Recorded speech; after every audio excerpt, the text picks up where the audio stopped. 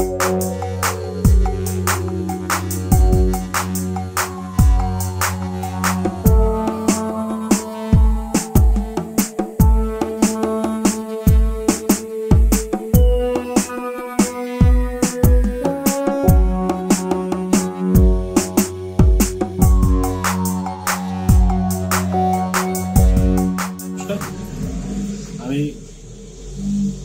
17 নং গুলারি মন্ডল সভাপতি শ্রীরামকৃষ্ণ সাহা। আমি আজ থেকে 2 দিন আগে সোশ্যাল মিডিয়ায় এবং পত্রিকাতে আমরা দেখতে পেয়েছি আমার বিরুদ্ধে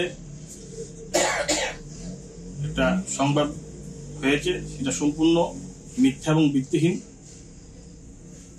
আমি সেই যারা যার সাথে জড়িত ছিল তাদেরকে আমি ধিক্কার জানাই, কারণ এই নোংরা রাজনীতিতে ভারতীয় জনতা পার্টির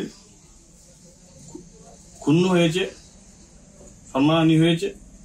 তো যেহেতু আমাকে নিয়ে একটা কুৎসা রটা হয়েছে, তো আমি মনে করি যে দলের ঊর্ধ্বে আমি নই, দল সর্বোপরি। দল সেটা বিচার বিশ্লেষণ করবে, দল সঠিক তদন্তমূলে এর সাথে কারা জড়িত, কারা এই ঘটনার সাথে করিয়েছে সেটা তারা তদন্ত করে সত্যটা উদ্ঘাটন করবে এবং দোষীদের শাস্তিও দেবে। এবং পাশাপাশি আমি আমার যে প্রায় 3 বছর হয়েছে আমার মন্ডল সভাপতি, এর আগে 2014 সাল থেকে আমি ভারতীয় জনতা পার্টির সাথে যুক্ত, নিঃশ্বাস 17 দিন কাজ করে এসেছি। দল যে সময় যে দায়িত্ব দিয়েছে সেটা আমি করিয়েছি, আজও করছি, আগামী দিনও দল যে দায়িত্ব সেটা করব।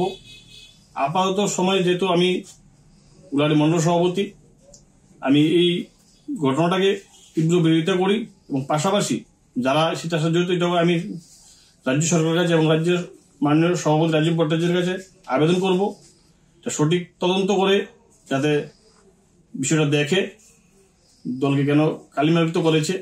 তো আমার আর কিছু বলার নেই। আর আমি আমার যে মন্ডল সভাপতি পদ, সেই পদটা থেকে আমি আজকে এখন থেকে অব্যাহতি চাই। আমি আমার রাজীব ভট্টাচার্য, আমার রাজ্য সভাপতি শ্রদ্ধেয় দাদার কাছেও আমি সেই লেটার দিয়েছি এবং আমাদের সিপাহী জেলা উত্তরাংশের যে সভাপতি গৌরাঙ্গ ভৌমিক, ওনাকেও আমি দিয়েছি। ওনারা দেখবেন বিষয়টা এবং আমি আমার আজ থেকে আমার পদ থেকে পদত্যাগ করলাম। আগামী দিন দল যে ডিসিশন নেবে সেটা আমি মাথা পেতে নেব। দল উদ্যমী নই, দল আমার কাছে সর্বোপরি। একটা ফোন কল